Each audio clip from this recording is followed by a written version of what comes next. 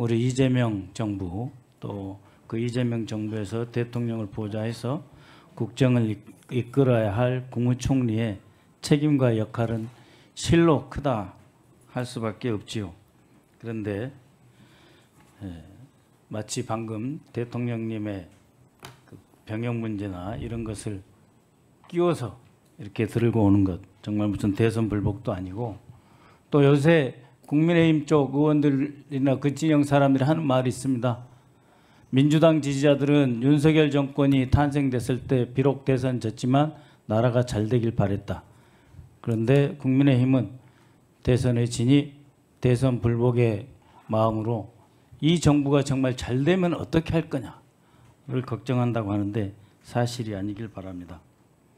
윤석열의 부동시, 그리고 어떤 분은 급성 간염으로 군대 면제받고 이런 분도 계시지만 3년 이상 3년 세월을 옥고를 치르면서 병역을 대신했다. 민주화 투쟁으로 병역을 대신했다는 것을 확인하면서 질문 드리고자 합니다. 어제 그 대통령께서 11개 부처 장관을 임명하셨습니다.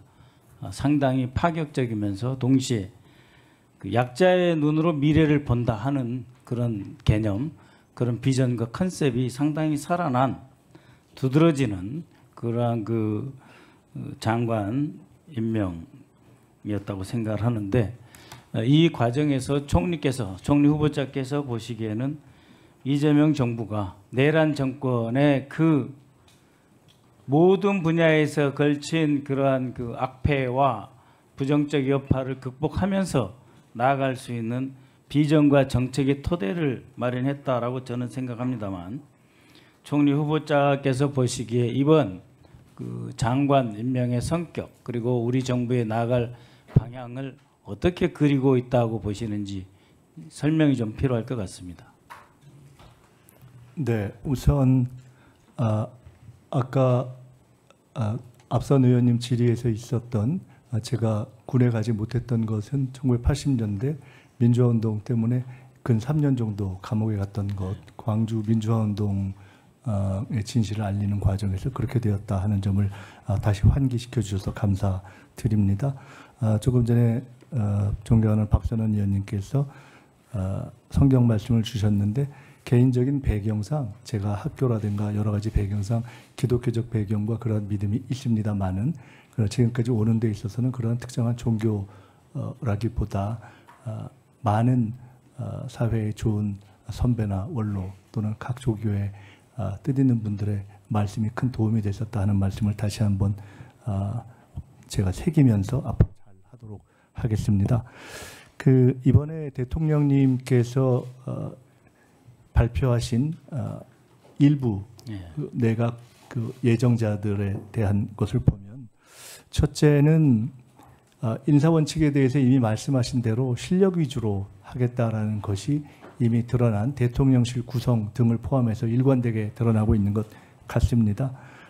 대통령께서는 또 한편으로는 지금 경제와 민생을 살리는 것이 가장 중요하다고 생각하셔서 기업에서의 경험을 쌓은 분들을 가급적 중시하면서 그분들이 내각에 참여했으면 좋겠다는 생각을 일관되게 하신 것으로 알고, 그렇게 인물을 널리 찾아오신 것을 제가 직접 지켜봐서 알고 있습니다.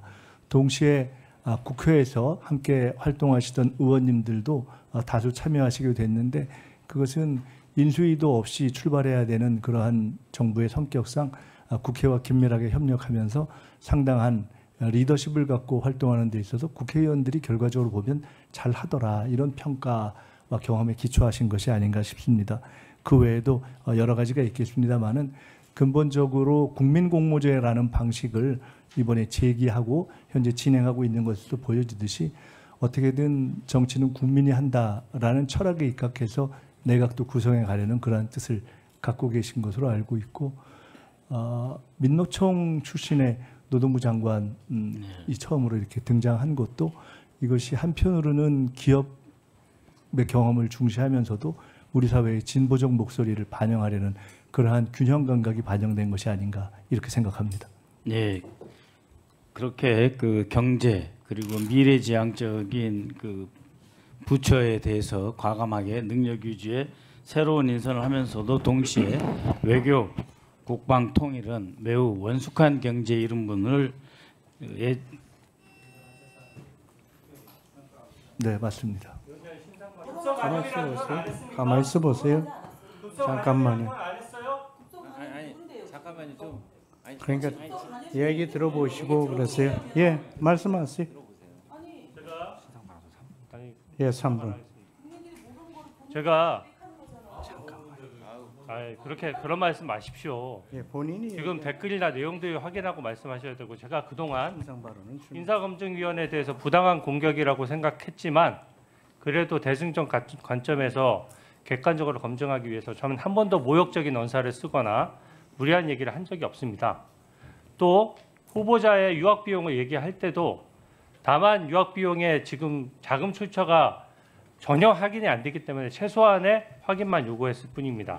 근데 박선원 의원이 지금 언급한 것은 타인의 질병에 대해서 언급을 한 거예요. 제 병역 면제 사유를 언급하면서 지금 댓글에 많이 나와 있거든요. 민주당의 지지자들이 얘기하는 내용도 지금 다 알고 있지 않습니까? 모릅니까? 여기 계신 위원님들 몰라요? 아니, 모르는 분도 있겠지만 박선원 의원이 알고 얘기한 거잖아요. 몰랐으면 어떻게 얘기합니까? 근데 그거는 말이 안 되는 거죠. 기본적으로 개인 프라이버시 얘기하면서 타인의 질병과 관련된 거 얘기하면 본인이 압니까? 저는 고등학교부터 질병 알아서 지금까지 치료받고 있습니다. 그런 내용을 제가 여기 공개된 자리에서 인사검증위원이 다른 검증위원한테 언급을 받아야 됩니까? 기본적인 국회의 품격도 아니고 지금 어떻게 개인 프라이버시 얘기를 할 수가 있습니까? 이런 내용을. 기본적으로 아무도 몰랐다고요. 그러면 급성간염이라는 표현을 왜 했습니까? 이거 몰랐어요? 아, 몰랐으면 박선호 의원 모르고 얘기한 거예요? 제 얘기를 언급하신 거죠? 아닙니까?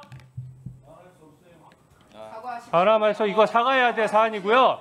타인의 질병에 대해서 아무리 국회의 품격이 떨어져도 남이 치료받고 있는 내용에 대해서 그렇게 할 수가 없는 겁니다. 제가 다른 내용 얘기한 게 있습니까? 제가 김미수 후보자 얘기했을 때 질병이나 개인 신상에 대해 얘기한 게 있어요? 정확하게 사과하시기 바랍니다. 네. 자, 예. 간사님 조용히 하시고요. 박선원 의원님, 본인이 그걸 우리 청문위원을 공격하기 위해서 한 발언이라면 해명하시고 사과할 필요가 있으면 사과하시기 바랍니다. 잠시 시간 드리겠습니다. 사과할 필요가 없다고 봅니다. 그에 대한 언급이 아닙니까? 저는 기준이 있습니다. 급성 감염은 나는 빨리 치료돼서 군대 가는데 전혀 문제가 없을 거라는 제 나름의 판단이 있습니다. 아니, 내가 갖고 있는 의료 상식이에요. 자, 그렇기 때문에 내 눈에 있는 들보를 보지 않고 남의 눈에 티끌을 가지고 지적하는 그런 의원님들 짓을 하지 마세요. 의원님들 조용히 네? 해주시기 바랍니다. 국정 비전과 우리 대한민국이 어떻게 가야 될지 정책에 대한 자, 박선원 검토하세요. 의원님 조용히 하시기 바랍니다.